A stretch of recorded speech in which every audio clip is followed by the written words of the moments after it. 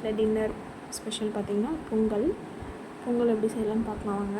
முக்கால்வாசி பேருக்கு தெரியும். இது வந்து நான் வெளியே நீங்கள் கடையில் போய்ட்டு பச்சரிசி வாங்குறதுக்கு வீட்டில் நம்ம ரேஷனில் கொடுக்குறாங்களா அந்த அரிசி வச்சு தான் நாங்கள் வந்து மோஸ்ட் ஆஃப் பொங்கல் செய்வோம். அந்த ஸ்மெல்லோ எதுவுமே வராது. அதுக்கேற்ற மாதிரி நல்லா வாஷ் பண்ணிவிட்டு அந்த மண் கல் அதெல்லாமே கல்லாம் இப்போலாம் வர்றதில்லை அவ்வளோவா. முக்கால்வாசி அந்த நெல் மட்டும்தான் இருக்கும். அதை மட்டும் எடுத்துட்டோம்னா சுத்தமாகிடும். இப்போ நான் தான் கழுவிட்டுருக்கேன். அதை கழுவி ஒரு ஓரமாக வச்சுட்டு நெக்ஸ்ட்டு பார்த்திங்கன்னா பொங்கலுக்கு வந்து சிறுபருப்பு போடுவோம்ல, அந்த பருப்பு மட்டும் ஃபஸ்ட்டு தனியாக வேக வச்சு எடுத்துருவோம்.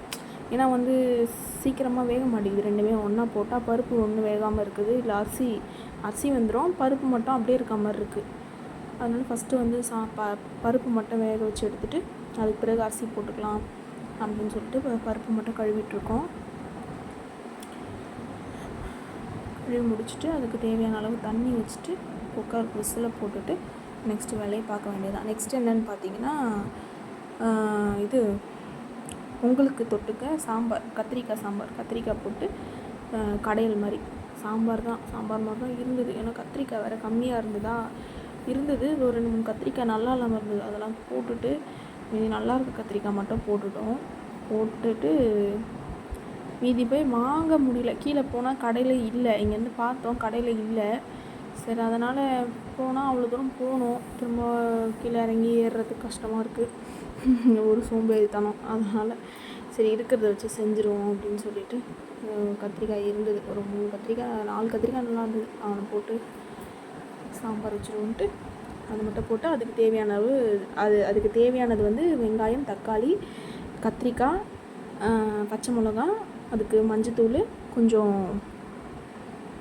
பெருங்காயத்தூள், இதை மட்டும் போட்டு வைக்க வேண்டியதுதான். இந்த பாருங்கள், அந்த பருப்பு வேக வச்சோம்ல பொங்கலுக்கு, அது வந்து கொஞ்சம் வெந்துருச்சு. ஒரு 2 விசில் விட்டோம், வெந்துருச்சு.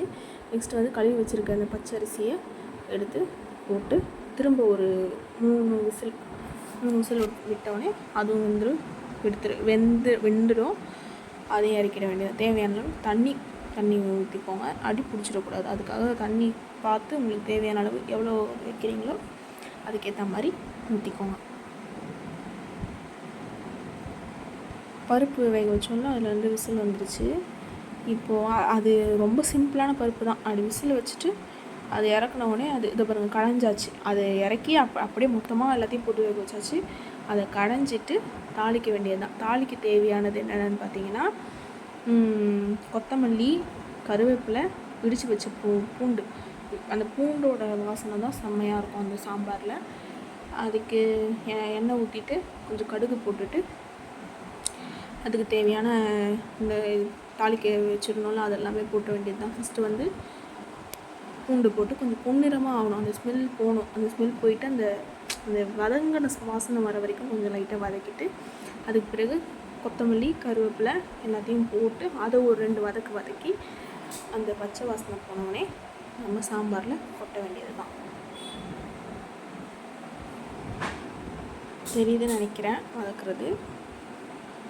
அது சாம்பாரில் அப்படியே தாளித்து விட வேண்டியது தான். பொங்கலும் ரெடியாகி விட்டது. அது விசில் இறங்கின உடனே அவனை தாளிக்க வேண்டியது தான்.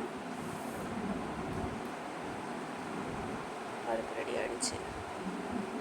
டேஸ்ட்டு பார்க்குறாங்க. டேஸ்ட்டு பார்த்தா தான் ஒரு திருப்தியே இருக்கும். பொங்கல் தாளிக்கிறதுக்கு எண்ணெய் முக்கால்வாசி யாரும் டால்டா சேர்த்துக்காதீங்க. முடிஞ்ச அளவுக்கு நெய்யை ஊற்றி தாளிக்க பாருங்கள். டால்டா மட்டும் சேர்த்துக்காதீங்க. கண்டிப்பாக அது ப்ராப்ளம் வரும். ஏன்னா முன்னாடி ஃபஸ்ட்டெல்லாம் நாங்கள் சின்ன பிள்ளையாக இருக்கும்போது டால்டா அதிகமாக சேர்த்து இந்த பொங்கலுக்கு சாப்பிடுவோம். அது வந்து இப்போ எங்கள் அம்மாவுக்கு இப்போ தான் அதோட இதெல்லாம் காட்டுது. இந்த டால்டா சாப்பிட்றதுனால அதிகமாக ஜீரணிக்காமல் போகிறது, அந்த மாதிரி பிரச்சனைகள்லாம் வரும். அதனால் டால்டாவை அவாய்ட் பண்ணுறது ரொம்ப நல்லது. டால்டா சேர்த்துக்காதீங்க.